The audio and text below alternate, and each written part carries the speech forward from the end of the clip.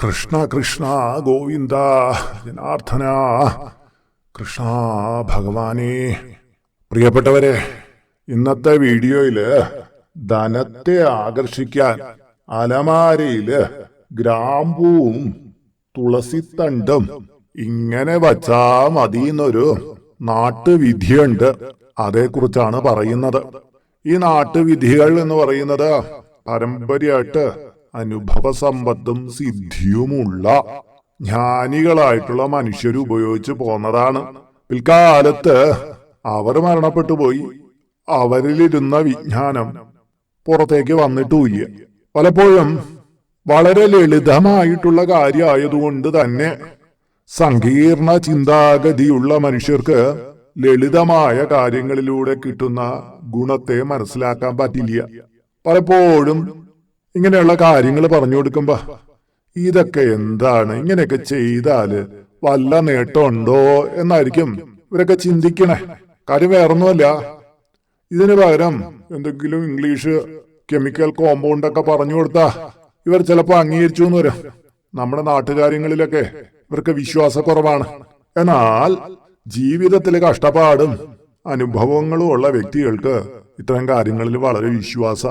കാര്യം ജീവിതത്തില് വളരെ നിസ്സാരമാണ് എന്ന് കരുതി വെറുതെ പുച്ഛിച്ചു കടന്ന കാര്യങ്ങൾ പിന്നെ ആരുടെയോ പ്രേരണ കൊണ്ട് ചെയ്തപ്പോ ഒരുപാട് നേട്ടം വന്നിട്ടുള്ളവരെ അറിയാം.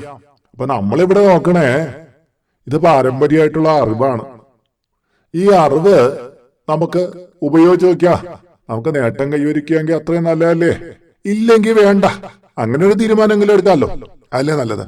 ഞാൻ കണ്ടിട്ടുണ്ട്, ഇത് യഥാവിധി ചെയ്യുന്ന പലർക്കും അതിൻ്റെതായ നേട്ടങ്ങളുണ്ട്. എന്ന് പറഞ്ഞാല് ഒരാള് ആഗ്രഹിക്കുന്നോളം ചിലപ്പോ എല്ലാം കിട്ടിയെന്ന് വരില്ല, പക്ഷെ അയാൾക്ക് അർഹതയോളം ഉള്ള കാര്യങ്ങൾ കിട്ടും. ഒരാള് പെട്ടെന്ന് എനിക്ക് 1 കോടി രൂപ വേണം എന്ന് പറഞ്ഞ് ഞാൻ ഇനി പറയാൻ പോണ വിദ്യയെ സമീപിച്ചു കഴിഞ്ഞാല് ചിലപ്പോ ഉണ്ടായി വരില്ല.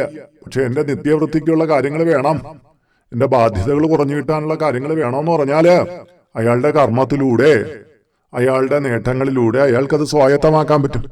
പലപ്പോഴും പലരും ചില ആകർഷണ കർമ്മങ്ങൾ കേട്ട് കഴിഞ്ഞാൽ ഉടനെ ആകാശത്തുനിന്ന് അവിടെ നിന്നോ പണം വന്ന് എന്റെ കാക്കൽ വീഴുമെന്നുള്ള ചിന്തയിലൊക്കെ ചില കാര്യങ്ങൾ ചെയ്തിട്ട് നിരാശപ്പെടുന്നതാണ്.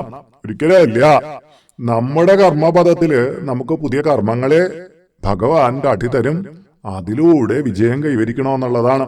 അപ്പൊ ഇനി നമുക്ക് ഇത് എപ്രകാരം ചെയ്യണമെന്ന് പറഞ്ഞുതരാം. ഇതിനായിട്ട് 3 ഗ്രാമ്പു വേണം, 3 തുളസി തണ്ട് വേണം. 3 ഗ്രാമ്പൂവ്, 3 തുളസി തണ്ട്. ഇത് പ്രഥമ ദിവസമാണ്. പ്രഥമ തിഥി അറിയില്ല, കലണ്ടറിലും ഒക്കെ അറിയാം. പ്രഥമ തിഥി വൈകുന്നേരമാണ് നമ്മളിത് ചെയ്യേണ്ടത്. 3 ഗ്രാമ്പു വെള്ള നൂല് കൊണ്ട് കെട്ടുക. 3 തുളസിത്തണ്ട്. ഈ തുളസിത്തണ്ട് എന്ന് പറഞ്ഞാൽ തുളസിന്ന് ചെറിയൊരു തണ്ട് ഒടിച്ചെടുത്ത് 3ആയിട്ട് അതിനെ ഖണ്ഡിച്ചാ മതി, മുറിച്ചാ മതി. നമ്മുടെ ഒരു ചെറുവിരലിന്റെ നീളം വേണ്ട, അത്രയും ചെറുത് മതി കേട്ടാ. ഒരു ചെറുവിരലിന്റെ നീളമുള്ള ഒരു തണ്ടിന് നമുക്ക് വേണമെങ്കിൽ 3ആയിട്ട് മുറിച്ചെടുക്കാം. അപ്പോ 3 ഗ്രാമ്പുവിനെ ആദ്യം വെള്ള നൂല് കൊണ്ട് കെട്ടണം. 3 തുളസിത്തണ്ടിനെ കറുത്ത നൂല് കൊണ്ട് കെട്ടണം. എന്നിട്ട് ഈ ഗ്രാമ്പൂവിനെയും അതുപോലെ തുളസിത്തണ്ടിനെയും മറ്റൊരു വെള്ള നൂല് കൊണ്ട് ചുറ്റിക്കെട്ടണം. എന്നിട്ട് ഇതിനെ നമ്മുടെ അലമാരയില് ഭദ്രമായിട്ടുള്ള ഒരു സ്ഥാനത്ത് വെക്കുക. വേറൊന്നും അതിന്റെ പുറത്തോട്ട് ഇട്ടേക്കരുത്. ഭദ്രമായിട്ടുള്ള ഒരു സ്ഥാനത്ത് വെക്കുക. അത് അവിടെ ഇരുന്നോട്ടെ. ഇനി അടുത്ത പ്രഥമ ദിവസം കലണ്ടറിൽ നോക്കണം, അടുത്ത പ്രഥമ വരുന്ന എന്നാണെന്ന്. അന്ന് വൈകുന്നേരം ഇതിനെ എടുത്ത് മാറ്റണം. എന്നിട്ട് ഇതുപോലെ തന്നെ ഗ്രാമ്പൂവും തുളസിത്തണ്ടും വെച്ച് കെട്ടി അതേ സ്ഥാനത്ത് വെക്കണം. അപ്പൊ എടുത്തു മാറ്റിയ ആ തണ്ടിനെയും ഗ്രാമ്പൂവിനെയും കന്നിമൂലയെ കൊണ്ടുപോയി കുഴിച്ചിടണം. അപ്പോ തന്നെ കൊണ്ടുപോയി കുഴിച്ചിടണം. വീണ്ടും അടുത്ത പ്രഥമ വരുമ്പോ അവിടെ ഇരിക്കുന്ന ആ തുളസിത്തണ്ടിനെയും ഗ്രാമ്പൂവിനെയും നീക്കി പുതിയത് ഇപ്രകാരം തന്നെ തയ്യാറാക്കി വെക്കണം. അങ്ങനെ 7 ആവർത്തി നമ്മൾ ചെയ്യണമെന്നാ പറയണേ. 7 തവണ നമ്മളിങ്ങനെ ചെയ്യണം. 7 കാര്യങ്ങളും നമ്മൾ എന്താ ഒടുവില് കന്നിമൂലക്കിൽ കൊണ്ടുപോയി കുഴിച്ചിടണം. ചില വീടുകളിൽ കന്നിമൂലയ്ക്ക് കുഴിച്ചിടാൻ പറ്റിയില്ലെങ്കിൽ ഒരു ചെടിച്ചട്ടിയിലോ മറ്റോ മണ്ണിട്ട് അതിനകത്തേക്ക് കുഴിച്ചിടണം കേട്ടോ. ഇപ്രകാരം മനസ്സിലായി കാണുമല്ലോ. ധനത്തെ ആകർഷിക്കാനും ധനം കയ്യിൽ നിന്ന് ഒരുപാട് ചിലവായി പോകുന്ന വ്യക്തികളുണ്ട്. അവരുടെ ഓവറായിട്ടുള്ള ധനവിനിയോഗം കുറച്ചു കൊണ്ടുവരാനും ഇത് വളരെ ഉത്തമമാണ്. ഇതില് പ്രവർത്തിക്കുന്ന ശക്തികള് ഗ്രാമ്പൂവില് കുബേരനും തുളസിത്തണ്ടില് മഹാലക്ഷ്മിയാണ്. ഇവർ രണ്ടുപേരും സമ്പത്തിന്റെ സ്ഥാനമായ അലമാരിയില്. ഈ അലമാരിയുടെ കാര്യത്തിൽ ഒരു കാര്യം ശ്രദ്ധിക്കണം. വീട്ടില് നമ്മള് വസ്ത്രങ്ങൾ അടുക്കി വെക്കുന്ന അലമാരി ആവണം. ചിലയിടത്ത് അടുക്കളയിലോ മറ്റോ ഇട്ടേക്കുന്ന വേസ്റ്റുകളൊക്കെ ചിലപ്പോൾ എന്തെങ്കിലുമൊക്കെ വാരി വയ്ക്കുന്ന അലമാരി ഉണ്ടാവും. അവിടെയൊന്നും കൊണ്ടുവച്ചേക്കരുത്. മാത്രമല്ല ഇതിനെ മറ്റൊരാൾ നിന്ദിക്കാനും പാടില്ല എന്നുണ്ട്.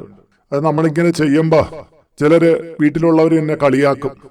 അയ്യേ ഇത് ഇങ്ങനെയൊക്കെ ചെയ്യേണ്ടതുണ്ടോ എന്നൊക്കെ ചോദിച്ച് കളിയാക്കും.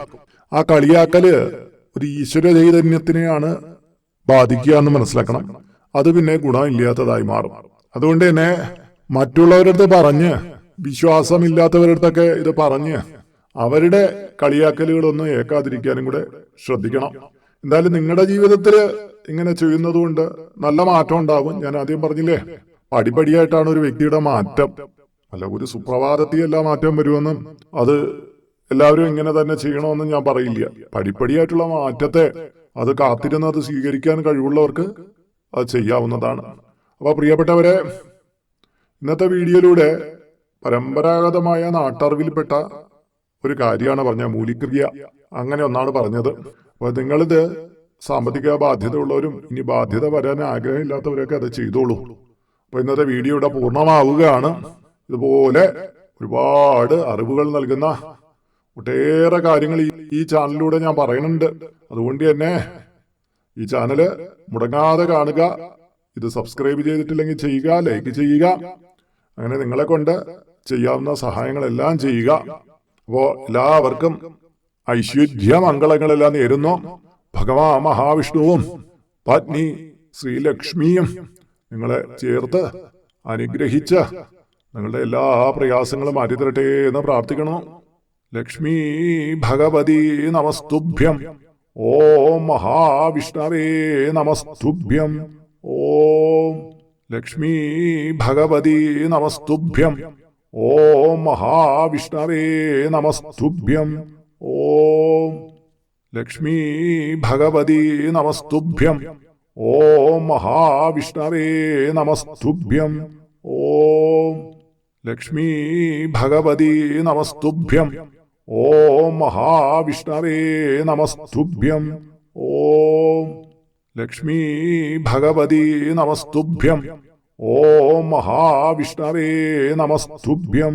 ഓം ലക്ഷ്മി ഭഗവതി നമസ്തുഭ്യം.